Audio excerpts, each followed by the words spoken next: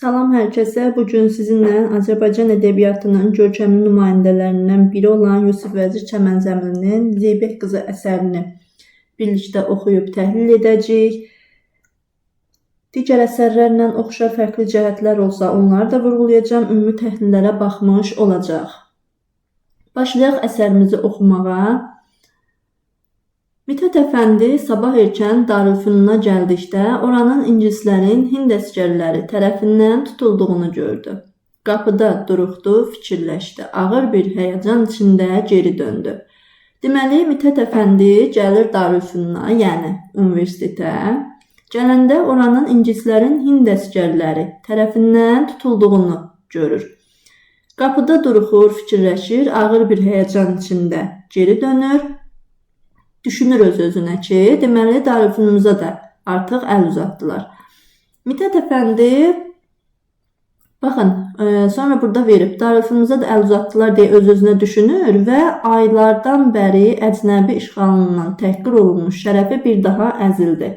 Deməli, Mithat Əfəndinin ölkəsi əcnəbi işğalçıların işğalına məruz qalmışdı, aylardan bəri idi ki. Mithat Əfəndi Bayezid meydanı ilə gedərkən Türkiyənin keçirdiyi macəranın təhlili ilə məşğul idi. Deməli, Bayezid meydanı ilə Mithat Əfəndi gedir, öz-özünə Türkiyənin keçirdiyi macəranı təhlil edir beynində. İlk olaraq, baxın, buradan bu Darülfünuna gəlmə məsələsini birinci yadınızda saxlayın. Çünki bunun gedəcəyi yerlər çox olacaq. Birinci hara gəlir? Darülfünun. Bura gəlmiş olur. Sonra deyir, müharibə qayıb olmuş, məmləkət bilfil ingilislər, fransızlar, italyanlar və yunanlar tərəfindən parçalanmış, İzmir civarı yıxılmış, türk qanı ilə boyanmışdır. İstanbul işğal altında məmləkətin bütün münəvvər və alimləri isə Malta cəzirəsinə köçürülmüşdür. Deməli, haralara gəlir? Birinci dedik, Darülfünuna gəlir. Sonra Bayezid meydanı ilə gedərkən Türkiyənin macəralarını təhlil eləyir. Ölkəsi İngilis, Fransız, İtalyan, Yunanlar tərəfindən işğal edilmişdi. Sonra İzmir civarı, İzmir və ətraf qana boyanır. Sonra bütün münəvvər və alimlər isə Malta cəzirəsinə sürülmüşdür. Bax, bu sürgün edilmək məsələsi başqa nəylə, hansı əsərlə ortaq götürə bilərik? Qızılgül olmayaydı poeması ilə. Burada da sürgün məsələsi var. Bundan oxşarlıq götürə bilərsiniz. Mithat Əfəndi durdu. Ayaqlarına bir zəiflik gəlmişdi, yürüyə bilmədi. Qəmli gözləri ilə ətrafa baxdı. Hər tərəfdə İngilis polisinə və əcnəbi əskərinə rast gəldi. Bütün türkləri ac, səfil, sönük çöhrəli gördü. Bu fəcri mənzərədən acı bir həqarət duydu. Bu işlər düzələrmi? Deyə içində bir şübhə doğdu. Bədbin bir halda yoluna davam etdi. Baxın, bu hissədə biz deyəcəyik nə var? Bədii sual var. Bədii sual. Öz-özünə sual verir. Bu işlər düzəlirmi? Həmin bu bədii sual başqa bir neçə əsərlərimizdə də var. Məsələn, hansının adını çəkə bilərik? Gələcək gün romanı.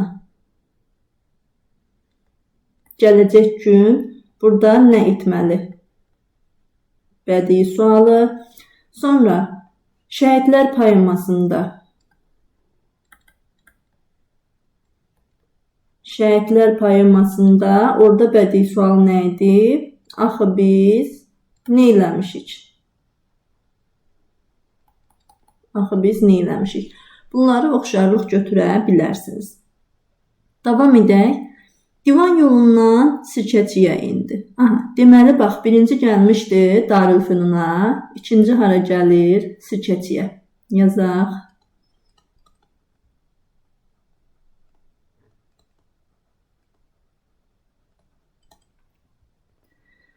Sirkəciyə indi. Yeni Caminin yanından Qalata körpüsünə baxdı.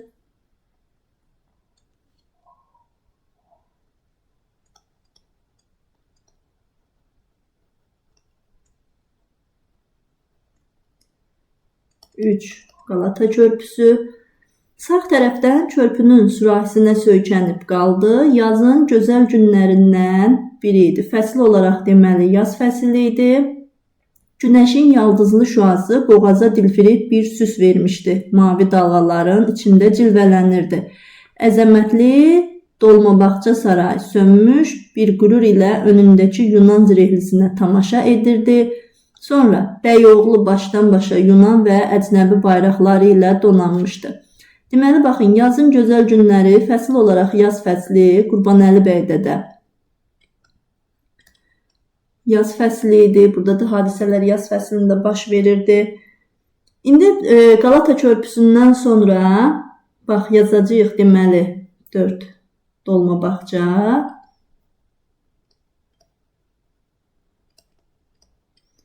5-ci Bəyoğlu.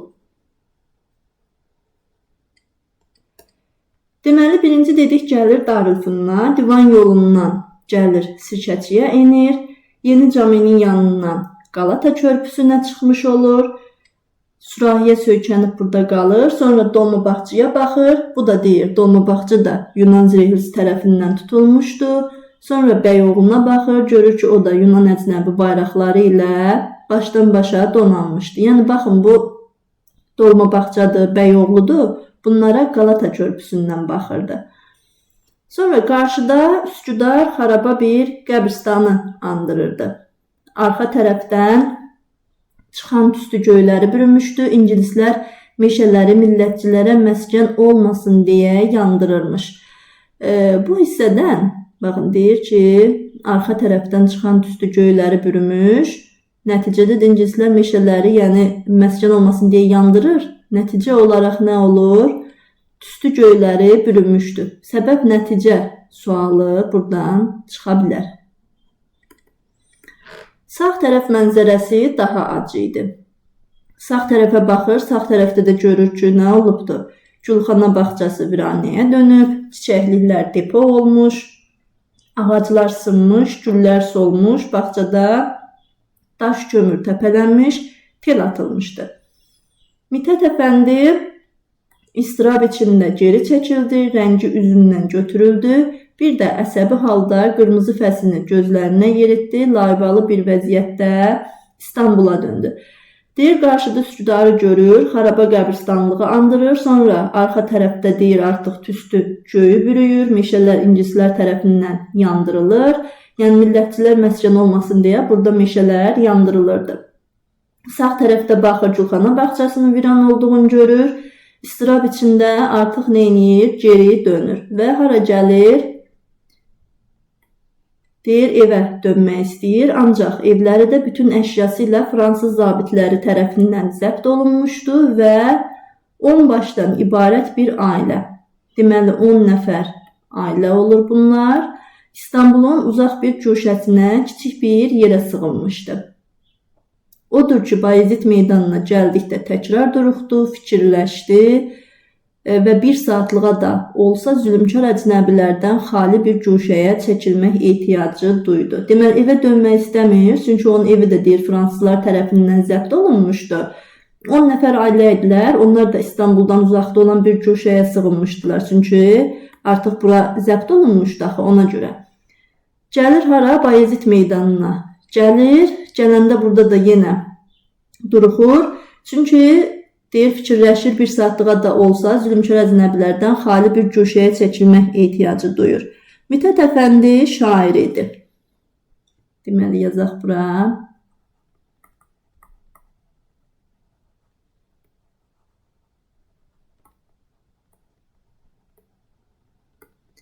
Mithat Əfəndi şair idi. Onun üçün deməli hürriyyət və gözəllik hər şeydən yüksək idi. Düşündü ki, bu iki neməti də harda tapa bilər? Süleymaniyyə Camesində. Bu dəfə onu camiyə cəlb edən nə olur? Sənət eşqi, zövq duyğusu. Baxın, bunlar hər biri yəni sual kimi düşə bilər. Bu hissələrdə diqqətli olun. Camiyə cəlb edən sənət eşqi ilə zövq duyğusu idi. Ümumiyyətlə, yəni hürriyyəti, gözəlliyi isə, yəni ümumiyyətcə bu camidə ilə tapacağına qane olur. Süleymaniyyənin sakin guşəsi, əzəmətli mənzərəsi, xariqə təşkil edən sənəti onun təhəmmül etdiyi bütün həqarəti unutduracaq idi. Sönük və xərabə küçələri keçir, yanıq yerlərini adlayır və caminin sakin dairəsinə daxil oldu. Görək qapıda nə olur? Qapıda çəkmələrinin üstündən məskeydi, xalların üzəri ilə yavaş-yavaş uzaq xanaların birinə yanaşdı. Oturdu. Camidə kimsə yox idi. Deməli, Süleymaniyədə heç kim yox idi. Bu özü tək olur. Dərin bir sükun hökm fərma idi. Bu sükunu qəndillərə qopmuş göyərçinlər arabir. Deməli, sakitçilik olur. Sadəcə arabir o göyərçinlər o sakitçiliyi pozur. Caminin quruluşu, cizgilərin incəliyi, boyaların uyğunluğu Mithat Əfəndini məşğul etməyə başladı. Yarım saat əvvəl gördüyü çirkin mənzərə tamamilə yadından çıxdı. Sənət zövqü onun ruhundan bir böyüklük doğurdu. Ona anlaşılmaz bir mətanət gəldi.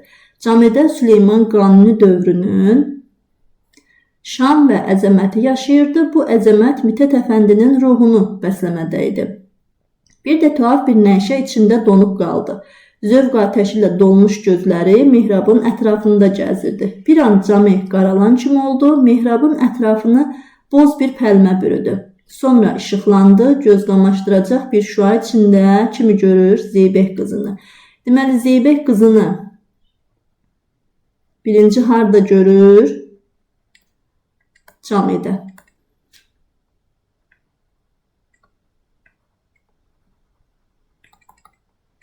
Aha. Camidə görür. Mithat Əfəndiyə bayğınlıq gəlir. Deməli, özün itirir, huşunu itirir. Bir də ayılanda cami əzəmət və dəbdəbəsində durmuşdu. Sükun həmən sükun idi. Yalnız bu sükunun özünə məxsus bir nəğməsi, əsrarəngiz bir tərənnümü var idi. Mithat Əfəndi bunu duydu və şair ruhuna bir ilham gəldi. Bir də Zeybək qızını xatırladı. Zehnində onun məhzun baxışını ehya etdi. Sonra bir həyəcan duydu. Məhzun baxışlı qızı təkrar görmək üçün mihrabın ətrafına göz gəzdirdi. Bir nəticə hasil olmadı. Deməli, burada baxın, birinci Zeybək qızı görünür onun gözünə. Bu huşunu itirir. Sonra ailəndən sonra, baxın, deyir, təzədən deyir yeni. Qızı təzədən görmək üçün, təkrar görmək üçün mihrabın ətrafına göz gəzdirir. Ancaq görmür. Bir nəticə hasil olmur. Saatlarca oturur, sonra neyniyir? Camini tərk edir. Sakin küçələr ona geniş göründü. Əsr şəhər hür və məsrur idi. Ruhunda elə bir əzəmət var idi ki, hər şeyi qırar, yıxar, hər şeyə qələbə çalardı. Mithat Əfəndi hara gəlir? Camidən evinə dönür. Anası mətbəxdə məşğul idi. Çağırdı. Dərdini anlatdı, gedirəm dedi. Nereye oğlum? Anadoluya. Babamdan sordum mu bəs? Darülfünun. Deməli, burada anasına sual verir. Anası ona iki sual verir. Atandan deyir, soruşmusanmı? Atana demisənmi? Bax. İkincidə deyir ki, bəs Darülfünun bəs. Deyir, babamdan soruşmadım, yəni atamdan soruşmadım. Sormağa da deyir, gəlməz. Darülfünun əsir. Biz də zaten əsir. Əsarətdə elm təhsil etmək qabilmi? Hür Anadolu hər şeydən yüksək. Zeybəklər silaha sarmış. Deyir, yəni babamdan soruşmağa gərək yoxdur. Darülfünun əsarətdədir. Mithat Əfəndiyə görə də birinci nə lazım idi ona? Anadolunu neynəsin? Azad eləsin. Zeybəklər silaha sarılıbdır, deyir. Bir də Mithat Əfəndi həyəcanlandı, pancuru açdı, yəni pəncərəni açdı. Xəlic və mərmərə göründü. Xəlic və mərmərə. Füsunkar bir gözəllik ruhunu oxşadı. Bir dəqiqə keçmədi. İncə minarələrə sarılmış sərblərin arasında bir duman göründü. Yaldızlandı və məhzun baxışlı Zeybək qızı bütün gözəlliyi ilə zühur etdi. Deməli, Zeybək qızını ikinci dəfə harda görür?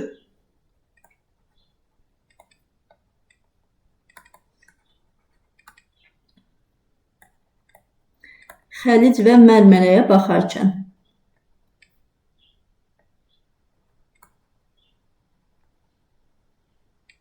Aha.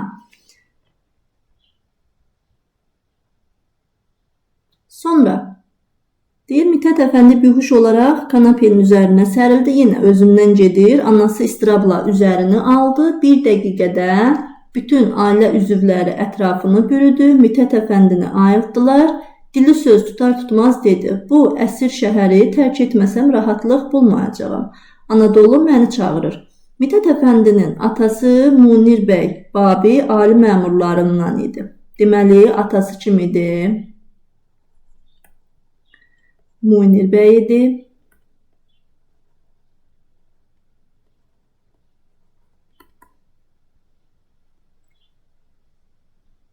Munir bəy məslək və əqidəcə tam mənasıyla əski bir Osmanlı idi. Bu Munir bəy milli hərəkata və təcəddüdə, deməli, milli hərəkat və təcəddüdə neyinirdi? İnanmırdı.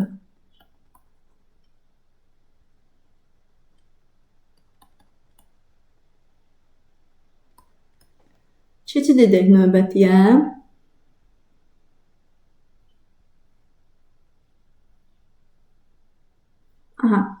Onun üçün Zat-ı Şahanənin iradəsi hər şeydən yüksək idi. Anadoluda günü-gündən qüvvət kəsb edən milli hərəkat Munir bəycə yalnız bir quldurluq və bir qaçaqçılıqdan ibarət idi. Odur ki, oğlunun fikrini anladıqda hiddətləndi. Deməli, baxaq bura qədər. Munir bəy deyir, milli hərəkatı quldurluq hesab edir, qaçaqçılıqdır deyirdi. Atası ilə də oğlunun fikri artıq neyniyir? Fikirlər bir-birinə düz gəlmir. Oğlunun fikrinə qarşı çıxmış olur, hiddətlənir. Deyir, oğlum, dəlirdinmi dedi, yarın kurşuna mı düzülmək istəyirsən? Mithat Əfəndi mətanətli bir səslə, bizi deyil, biz kurşuna düzəcəyik baba dedi. Munir bəy büsbütün acıqlandı. Sus, sən çocuqsan, anlamazsan dedi. İngilisin zirehlilərinə qarşı mı gedəcəyik? Mithat Əfəndi atasının sözünü kəsdi. Evet, gedəcəyik. Allah Allah, Anadolu və şuralar var. Baxın, bunu Mithat Əfəndi deyir. Anadolu və şuralar var deyir. Şuraların yardımı ilə istiqlaliyyətimizi təmin, ingilisləri isə məhv edəcəyik. Deməli, burada atası oğlunun fikrinə qarşı çıxır. Oğlu ilə eyni fikri daşımırdı burada.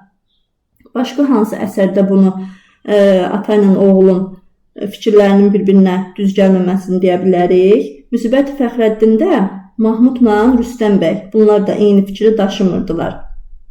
Munir bəy oğluna sual verir ki, kurşuna mı düzülmək istəyirsən? Atası burada acıqlanır, sən deyir uşaqsan, anlamarsan belə şeyləri. Həmin vaxt bu hissədə, baxın, bu deyirsən dəlirdinmi, sən çocuqsan, anlamazsan. Bunları biz nə ilə oxşarlıq götürə bilərik? Monsieur Jordan əsərində, orada da Hatəmxan ağa Şahbaz bəyə deyirdi ki, sən uşaqsan, hələ bunları bilməzsən. Bunu oxşarlıq götürə bilərsiniz. Yazaq bura.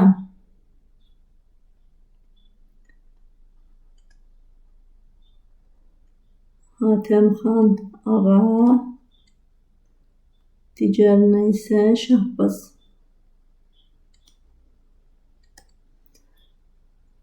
Sonra bu hissədə atası oğlunun fikrinə qarşı çıxmaq, bunu isə Mahmud və Rüstəmlə oxşarlıq götürə bilərsiniz. Davam edək.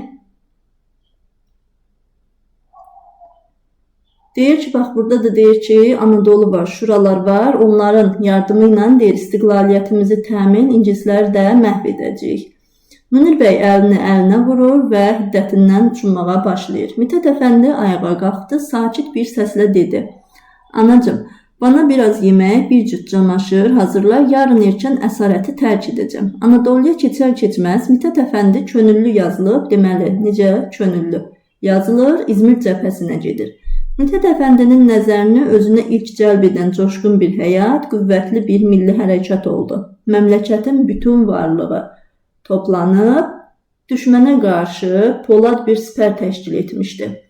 Hər kəsdən də əvvəl gözə çarpan, çalışqan və fədakar türk qadını idi. Deməli, bu hissədə türk qadınının gördüyü işlərdən, onun fədakarlığından söhbət açılır. Baxın, burada deyir ki, deməli, bunlar çiyinlərində silah daşıyır, yaralılara baxırdılar. Bunlarla bərabər cüt və xışdan da əl çəkmirdilər. Geyimləri ilə qadın şıqlığını heç də xatırlatmayan bu arvadlar, yəni deyir, geyimləri o qədər də şık deyildi. Bunlar deyir Mithət Əfəndinin bütün rəğbətini qazanmışdı. Bu hissədə deməli nədən söhbət açılır? Türk qadınının qəhrəmanlığından. Qadınlar Türkiyəni qurtaracaqlar deyə onda qüvvətli bir qənaət hasil olmuşdu. Bunu kim deyir? Mithət Əfəndi deyir. Yəni Mithət Əfəndi bu fikirdə idi ki, Türkiyəni qadınlar qurtaracaq. Cəbhə sakit idi. Hər kəs vəzifə başında hazır durmuşdu. Bir gün dəyişikliklər olur. Görək bu dəyişikliklər nədir? Mithət Əfəndinin alayını biraz şimala köçürdülər və bir zeybək bölüyü ilə yan-yana oturtdular. Sipər həyatı isə əvvəlki kimi keçirənc və sıxıntılı idi. Burada baxın, deyir sıxıntılıdır. Aylardan bəri davam edən bu həyatı yalnız vuruşma dəyişə bilərdi. Yəni vuruşma yoxdur deyə deyir sıxıntılıdır. Vuruşmanın da nə vaxt başlanacağı deyir sipərdəkilərə bəlli deyildi. Sıxıntılı həyata arabir təxir vermək üçün nə edirdilər? Yunan qarovuluna ova gedirmişlər. Bir axşam zeybəklərdən 2 nəfərin kəşfə çıxacağını Mithət Əfəndi duyur, o da onlara qoşulub çıxır. Tel örgülərdən keçdilər, yerlə sürünə-sürünə düşmən qarovuluna yanaşdılar. Təpə arasında saklı bir yerdə tonqal yanırdı, kənarında bir nəfər yatmışdı, biri də tüfəngə söykənib mürgü döyürdü. Türklər biraz gözlədilər, sonra zeybəklərdən biri cəld yürüb bir qılınc zərbəsi ilə mürgü döyən nəfəri yerə sərir. Mithət Əfəndi o biri zeybəklə birlikdə yatan düşmən əsgərini zərərsizləşdirir. Bir dəqiqə keçməmiş yenə əvvəlki sükut bərpa oldu. Yunan nəfərlərinin silahlarını toplayarkən ilk hücum edən zeybəyin üzünə ocaqdan işıq düşür. Deməli bu zeybəyin üzünə işıq düşür. Baxaq görək nə olur. Mithət Əfəndi bu simaya neynir? Diqqətlə baxır. Birdən-birə dondu. Əvvəl gözlərinə inanmadı. Sonra zeybək qızı deyə içini çəkdi. Soyuq bir titrəyiş vücuduna yayıldı. Baxaq, Mithət Əfəndi o axşam anlaşılmaz bir his içində keçirdi. İndiyə qədər gördükləri ona yuxu kimi gəlirdi. Təkrar Süleymaniyyə və Boğaziçi mənzərəsini xəyalında canlandırdı. Bu axşam gördüyü ilə müqayisə etdikdə şaşdı qaldı. Bir gün atları suvarmağa apararkən bulaq başında qarşı-qarşıya gəlir. Deməli, 3-cü dəfə harda qarşı-qarşıya gəlir? Bulaq başında. İkisi də hərəkətsiz bir vəziyyətdə qaldı. Zeybək qızının dodaqlarında qeyri-şüuri bir təbəssüm oyandı və fövrən qayıb oldu.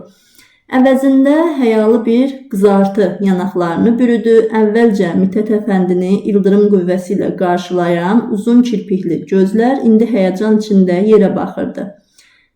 Titrək barmaqları atın yalını sarılıb qalmışdı. Mithət Əfəndi özünə güclə malik ola bildi, söz demək istədi. Dodaqları tabe olmadı, sustu. Sonra ruhunda bir rahatlıq duydu. Qəlbinə bir yol açıldığını və bu yolla görünməz sirlərin axın-axın gəldiyini hiss etdi. İndi artıq iki ürək bir-biri ilə əsrarəngiz və kimsəyə eşidilməyən bir dillə dərdləşirdi. Gənclərin ikisi də aram tapıb, xoş bir simi ilə bir-birinə baxdılar. Bu dəfə dillər mətanətlərini qayıb etmədi. Mithət Əfəndi, mən səni İstanbuldakən tanıyırdım. Birinci demək Mithət Əfəndi deyir. Burada görüşəcəyimizi təsəvvür etmirdim. Zeybək qızı da qayıdıb deyir ki, mən də səni tanıyırdım. Başını aşağı saldı və son sözü bir-birinə toxunan çini kasaların sədasını verdi. Sonra nə oldu? Düşmən cəbhəsi yarılmışdı. İngilis silahı ilə təchiz olunmuş 200 minlik bir ordu dağılıb, pərakəndə bir halda geri çəkilirdi. Qırmızı türk bayrağı təkrar İzmir təpələrində dalğalanmada idi. İstanbul başqa bir aləm yaşayırdı. Əcnəbilərin işğal ordusu çəkilmədən paytaxt bütün idarə və məmurları ilə bərabər Böyük Millət Məclisinə beyət etdi və şəhər dəbdəbəli bir türk qiyafəsinə girdi. Hər yer al bayraqlarla bəzəndi, ala qapılar quruldu, küçələr nümayişçilərlə dolu idi. Sonra deyir, bir də Ankara müməssili bir paşa gəldi deyə səs düşdü. Bu kim idi? Burada artıq söhbət kimdən gedir? Mustafa Kemal Atatürk'dən.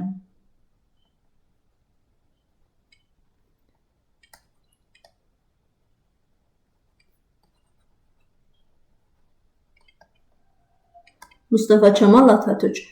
Minlərcə adam sirkəçiyə töküldü. Küçələr fəslərdən laləzar oldu. Ağatlı Paşa xalqa təzim etmədə idi. Mabeynindəki gənc zabit Mitət Əfəndi və onunla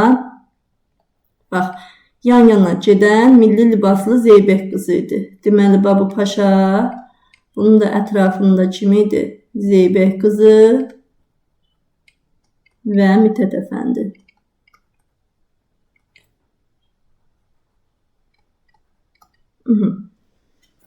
Arxadan qırmızı bayraqlı nümayişçi gənclər ağır-ağır yürüyürdülər. Cadənin iki tərəfini işçilər zənciri tutmuşdu. Ortanı minlərcə məktəbli qız və oğlan məşğul etmədə idi. Bir də yerləri titrədən bir alqış qopdu. Yaşasın Böyük Millət Məclisi, yaşasın Zeybək qızı səslər göyə yüksəldi. Balkonlardan və pəncərələrdən türk qadınları güllər atdılar, ətir tökdülər. Qafilə divan yolunda dayandı. Paşa mabeyni ilə bərabər Şərq Məhvəli klubuna, deməli hara Şərq Məhvəli klubuna inir, nümayişçilər isə şəhəri dolanmağa başladılar. Sonra keçid edək növbət hissəyə.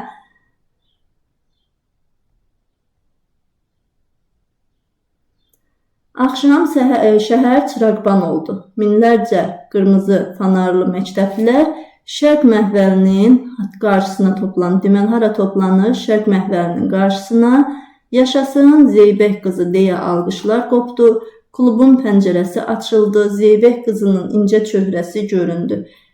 Sonra dəqiqələrcə alqış davam etdi. Hər tərəfdən Zeybək qızının cadəyə enməsini rica etdilər. Bir də Mitət Əfəndi ilə yan-yana qapıya çıxdı. Alqış qopdu, ətraflarını gənclər bürüyüb onları çiçək yağmuruna tutdular. Önlərində Zeybək qızı olaraq fanar alayı körpüyə indi. Sonra bir də körpünü açılmış gördülər.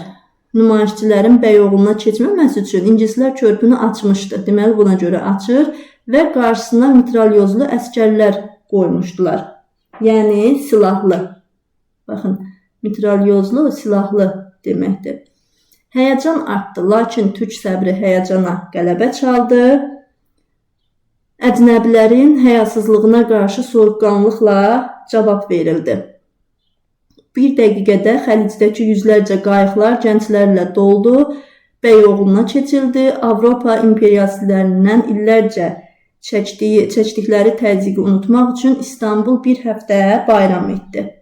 Bu bir həftədə Türkiyəni xilas edən qadınlığın müməssili deyə Zeybək qızını əllərdə gəzdirdilər. Deməli, əsər dedik ki, epik növdədir, hekayə janrında yazılmışdı və 1927-ci ildə yazılıbdır. Burada da təhkiyə aparıcıdır. İlk öncə baxaq burada biraz obrazlardan gəlin təhlil edək. Mitət Əfəndiyə, baxın, Mitət Əfəndiyə nə deyə bilərik? Gəlin yazaq. Mitət Əfəndinin xarakter xüsusiyyətlərini sadalyası olsaq, deyə bilərik ki, birinci, vətənpərvərdir. Sonra düşüncəlidir, yəni düzgün qərar verə bilir.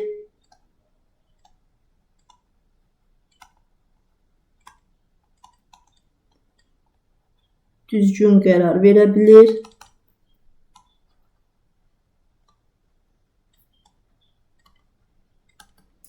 Sonra ürəyi təmizdir, ətrafda baş verənlərə laqeyd qalmır.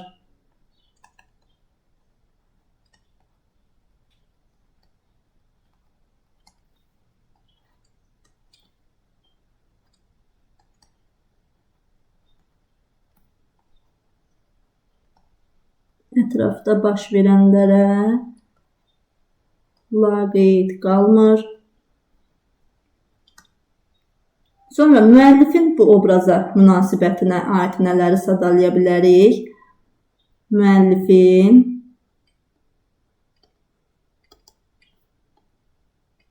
həmin o obraza münasibəti. Buna gəlin baxaq. Müəllifin obraza münasibəti necə idi? Onu gözəllik aşıqı kimi təqdim edir. Vətənin halına acıyan həmin bu obraz deyir. Xalqın çarəsizliyinə, yəni çarəsizliyin düzgün analiz edir. Müəllifin düşüncələrini də onu çatdırmış olur. Gəlin bir yazaq. Onu deyək hürriyyət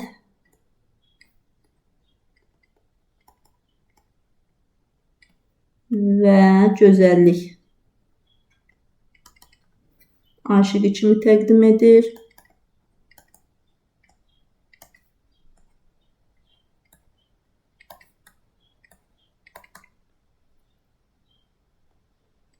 Sonra mübariz ruhu insan kimi təqdim olunub.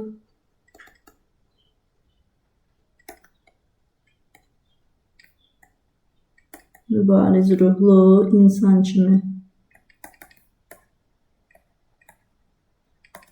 təqdim olunub. Sonra Zeybək qızına aid nələri sadalaya bilərik, bunlara baxaq. Deməli bu 1, bu 2, bu da 3. Aha. Zeybək qızın xarakterindəki xüsusiyyətlər nə idi? Bu da əzmkar idi. Vətəni üçün çalışan idi. Vətəni üçün çalışır. Və qorxmazdır və s. Yəni bu kimi xüsusiyyətləri yaza bilərsiniz. Sonra müəllifin yox, daha doğrusu Mithat Əfəndinin, yəni bu Zeybək qızına münasibəti necə idi? Deyir, onun zahiri görkəmici, gözəl olduğunu düşünürdü. Fədakarlığına heyran idi. İlk dəfə görəndə huşunu itirsə də, ayılanda qızı yenidən görmək istəyir. Qızın xalq üçün apardığı mübarizəni dəyərləndirir. Yəni bu kimi xüsusiyyətləri əsərdən çıxararaq yaza bilərsiniz. Ümumiyyətcə, əsərin belə deyim, bədii xüsusiyyətlərindən dedik, hekayə janrındadır, həcmcə kiçikdir, sonra sujet bir xətlidir, obraz sayı olaraq burada da yəni obraz sayı çox azdır. Əsərdə də bir sıra türk sözlərindən, özünüz də gördünüz ki, oxuyanda bir sıra türk sözlərinə rast gəlmiş olduq. İndi burada nəyə baxaq? Gəlin. Mövzu, ideya, problem, konflikt nə idi? Bunlara baxaq. Nə yaza bilərik? Baxın, mövzusuna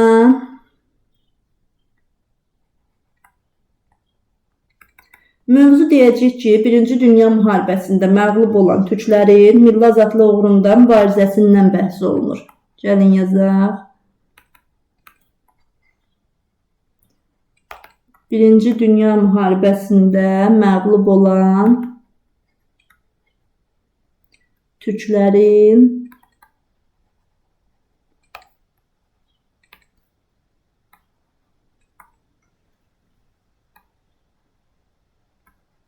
milli azadlıq uğrunda mübarizəsindən.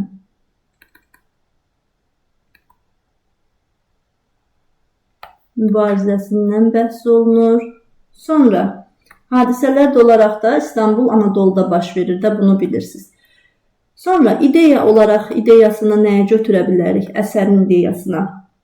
Deyə bilərik ki, dara düşən vətəni qorumaq, sonra azadlığa nail olmaq. Yəni, azadlığa nail olmaq üçün də hər kəs nə etməlidir? Mübarizə aparmalıdır. Vətən üçün əlindən gələni əsirgəməməlidir. Bu kimi xüsusiyyətləri yaza bilərsiniz.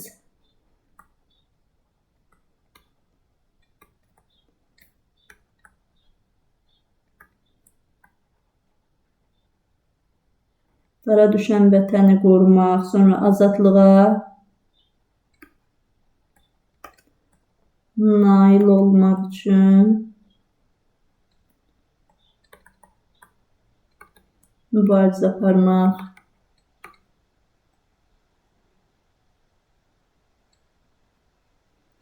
Sonra problem olaraq nə problem idi burada? Problem bu idi ki, vətən torpağına yadelli basqını var idi, torpaq işğalı, milli azadlıq mübarizəsinin vacibliyi. Bunlar isə problem kimi vurğulanırdı. Gəlin yazaq bunu da. Vətən torpağına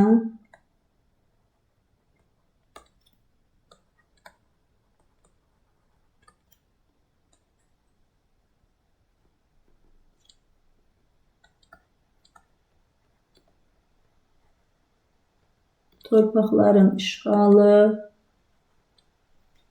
milli azadlıq mübarizəsinin vacibliyi.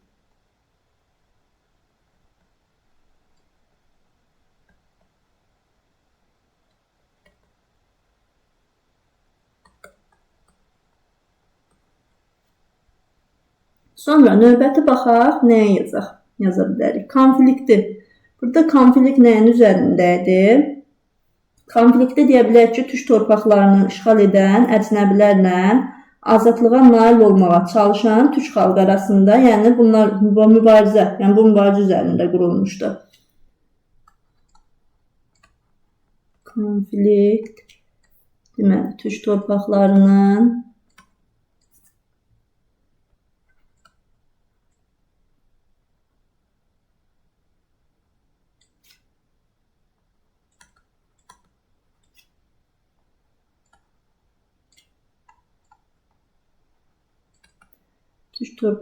işğal edən əcnəbilərlə azadlığa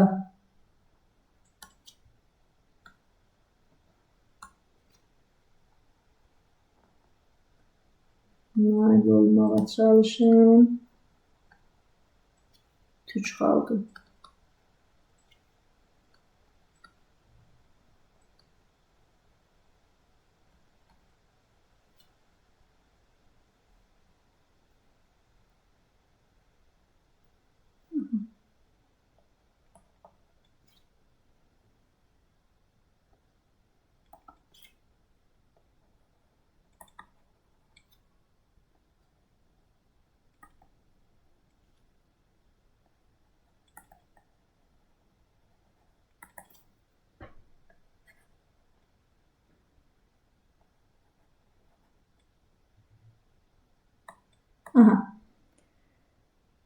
Belə, bugün Zeybək qızı əsərinin belə əsas məqamlarını sizinlə birlikdə təhlil elədik.